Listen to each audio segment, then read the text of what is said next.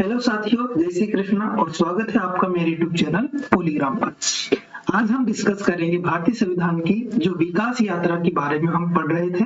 जो पिछली क्लास में हमने regulatory act 1773, pension act 1784, chartered act 1793 और 1813 और 1833 के 1813 का जो चार्टर्ड एक्ट है वह डिस्कस कर लिया था। आज से हम स्टार्ट करेंगे चार्टर्ड एक्ट 1833। चार्टर्ड एक्ट 1833 से स्टार्ट करेंगे आज की क्लास और हम पढ़ेंगे चार्टर्ड एक्ट 1833। तो चलिए शुरू करते हैं चार्टर्ड एक्ट 1833 से। इसके बारे में सबसे पहला फैक्ट है कि चार्टर्ड एक्ट को द सेंट हेलेना एक्ट के नाम से भी जाना जाता है। यानी अगर आपसे क्वेश्चन पूछा जाए कि निम्नलिखित में से कौन से एक्ट को सेंट हेलेना एक्ट के नाम से जाना जाता है या चार्टर्ड एक्ट 1833 को अन्य किस नाम से जाना जाता है, तो उसका आंसर होगा द सेंट हेलेना एक्ट या चार्टर्ड एक्ट 1833। इसका दूसरा फैक्ट है कि जब यह अधिनियम लाया गया था, चार्टर्ड एक्ट लाया गया था 1833, तब ब्रिटेन के जो क्राउन थे वह थे विलियम फोर्थ। यानी विलियम फोर्थ जब क्राउन थे ब्रिटेन के, उनके समय पर चार्टर्ड एक्ट 1833 भारत में लाया गया। दूसरा फैक्ट है इसका कि जब यह एक्ट आया था तब बंगाल के governor general Lord William Bentinck थे। कौन थे? Lord William Bentinck. और अब इसके प्रावधानों के बारे में डिस्कस करेंगे। पहला प्रावधान है इसके कि चार्टर्ड एक्ट 1833 के तहत जो कंपनी के सारे व्यापारिक अधिकार, कंपनी के सारे व्यापारिक अधिकार और समाप्त कर दिए गए और जो प्रशासनिक अधिकार थे उनको 20 वर्षों के लिए आगे बढ़ाएगा। इसका दूसरा प्रावधान यानी जो अब कंपनियां थी केवल और केवल राजनीतिक संस्था बन के रह गई थी। यानी देखो, जैसे पॉलिटिकल संस्थाएं होती है, पॉलिटिकल जो छोटी छोटी संस्थाएं होती है, केवल वही काम करने के लिए अब जो कंपनियां भारत में थी वही काम करने के लिए रह गई थी, क्योंकि इसके जो व्यापारिक अधिकार थे भारत में कि यह केवल और केवल यही भारत में व्यापार कर सकते थे, इनके अलावा कोई और कंपनी भारत में व्यापार नहीं कर सकती थी। पहले इनके पास यह अधिकार हुआ करता था। लेकिन चार्टर्ड एक्ट 1833 के बाद में कंपनी के सारे व्यापारिक अधिकार समाप्त किए और जो प्रशासनिक अधिकार थे यानी एडमिनिस्ट्रेशन के जो पावर थे वह 20 वर्षों के लिए आगे बढ़ा दिए। अब दूसरा इसका प्रावधान था कि जो बंगाल के गवर्नर जनरल थे, पहले तो बंगाल का गवर्नर हुआ करता था तो उसे बंगाल का गवर्नर जनरल बनाया गया और अब इसी बंगाल के गवर्नर जनरल को भारत का गवर्नर जनरल बनाएगा। इसको भारत का गवर्नर जनरल बनाने से हुआ ये कि भारत के लिए संपूर्ण भारत के लिए कानून बनाने का अधिकार भारत के गवर्नर जनरल को प्राप्त हो गया। और पहले गवर्नर जनरल की बात करेंगे तो वह थे लॉर्ड विलियम बेंटिक। यानी अभी तक हमने देखा था कि जो भी अंग्रेजी हुकूमत वाले राज्य थे वहां पर कुछ मात्रा में नियंत्रण गवर्नर का होता था और कुछ मात्रा में नियंत्रण गवर्नर जनरल का होता था। लेकिन अब पूरे भारत पर नियंत्रण होगा भारत के गवर्नर जनरल का, और वह गवर्नर जनरल कहाँ का होगा? वह होगा बंगाल का गवर्नर जनरल, जो अब भारत के गवर्नर के नाम से जाना जाएगा और संपूर्ण भारत के लिए कानून बनाने का काम भी करेगा। और इस पद पर बैठने वाला प्रथम व्यक्ति कौन था? तो वह था लॉर्ड विलियम बेंटिक। अब यहीं से विधि के केंद्रीकरण की शुरुआत हुई। अब विधि का केंद्रीकरण मतलब देखिए, विधि के केंद्रीकरण से मतलब होता है कि जो शक्तियां होती है, जो पावर्स होती है विधि बनाने की, कानून बनाने की, वह सारी शक्तियां, वह सारी विधियां, वह सारी शक्तियां, वह सारी पावर किसके हाथ में हो? सेंट्रल, यानी जो केंद्र सरकार है उसके हाथ में होती है सारी की सारी पावर्स विधि बनाने की, कानून बनाने की या नियम बनाने की।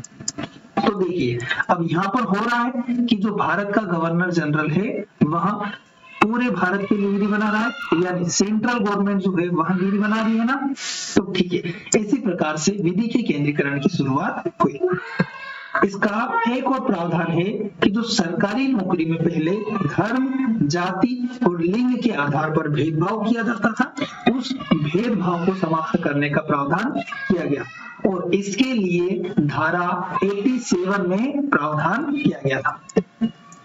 इसका अगला प्रावधान है कि भारत के लिए बजट बनाया गया। पहली बार भारत के लिए बजट बनाने का प्रावधान इसी अधिनियम में किया गया था। इसका अगला प्रावधान है कि जो कार्यकारिणी परिषद में एक विधि सदस्य शामिल किया। कार्यकारिणी परिषद हमने पढ़ी थी कि जो गवर्नर जनरल की सहायता के लिए गठित की गई थी, बाद में उसमें से एक सदस्य कम किया गया। अब उसी में एक सदस्य विधि सदस्य शामिल, यानी कानून से संबंधित एक व्यक्ति शामिल करने को प्रावधान किया गया। और सबसे पहले थे लॉर्ड मेकाले। यह जो लॉर्ड मेकाले थे, इनको भारत का सबसे पहला विधि पुरुष भी कहा जाता है, विधि सदस्य भी कहा जाता है। अब यहाँ पर इसका अगला प्रावधान है कि जो दास प्रथा यानी जो सर्वेंट वाली प्रथा हुआ करती थी पहले, उस दास प्रथा को समाप्त करने का प्रावधान किया गया और 1829 में सती प्रथा को समाप्त किया गया। हम सभी जानते हैं कि सती प्रथा जो राजा राम मोहन राय और 1833 में जो बंगाल के गवर्नर जनरल थे लॉर्ड विलियम बेटे, उनके द्वारा इस सती प्रथा को समाप्त करने का काम किया गया था। फिर इसका एक और प्रावधान है कि शब्द भारत सरकार का प्रयोग किया गया, यानी अभी तक जो होता था ईस्ट इंडिया कंपनी और ईस्ट इंडिया शासन के नाम से भारत में शासन होता था, लेकिन अब भारत में जो शब्द था सरकार थी, उसका नाम भारत सरकार किया गया। तो ये हुआ चार्टर्ड एक्ट 1833। अब देखेंगे हम चार्टर्ड एक्ट 1853। चार्टर्ड एक्ट 1853 के समय पे जो क्राउन थी ब्रिटेन की, वहां थी अलेक्जेंडर विक्टोरिया, और जो बंगाल के गवर्नर जनरल ऑफ इंडिया थे, अब हो गई गवर्नर जनरल ऑफ इंडिया। तो गवर्नर जनरल ऑफ इंडिया थे लॉर्ड डलहौजी। इनके समय पे क्या क्या प्रावधान हुए?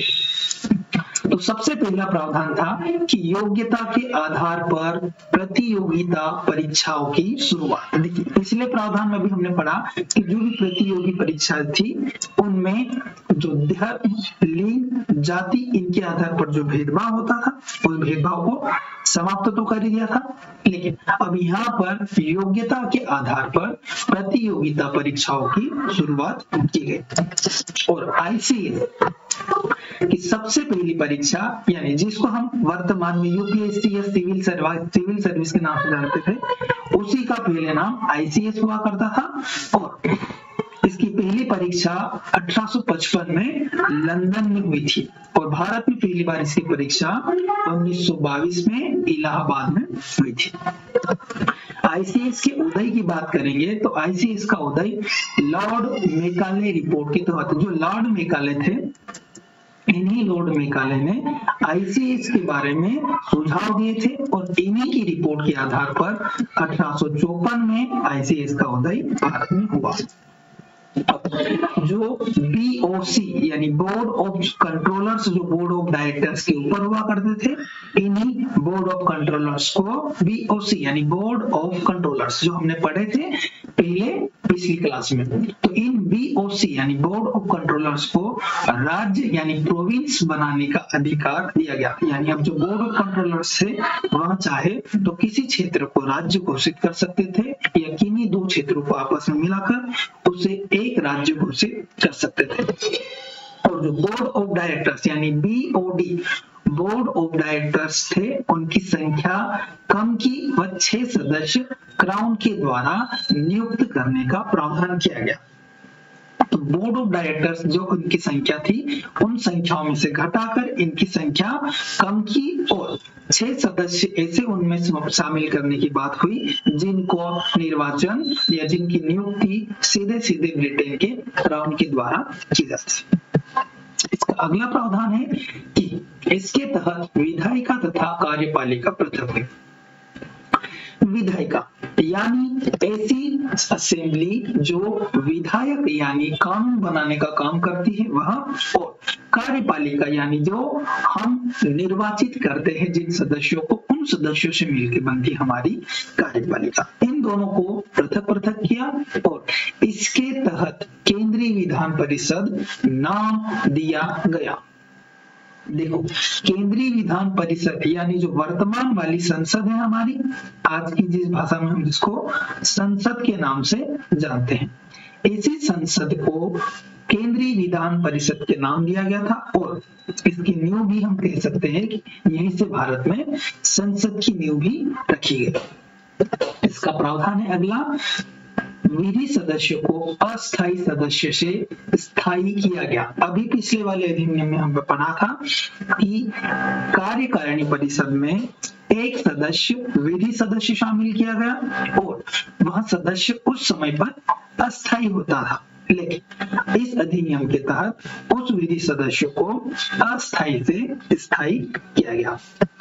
इसका अगला प्रावधान है कि कंपनी के प्रशासनिक अधिकार अनिश्चित समय के लिए बढ़ाए गए। प्रशासनिक, सॉरी यहाँ पे अधिकार ऐड करना है, प्रशासनिक अधिकार। जो प्रशासनिक अधिकार यानी देखो व्यापारिक अधिकार तो समाप्त हो चुके थे, तो जो प्रशासनिक अधिकार 20 वर्ष के लिए बढ़ाए गए थे वह अनिश्चित समय के लिए आगे बढ़ाए गए।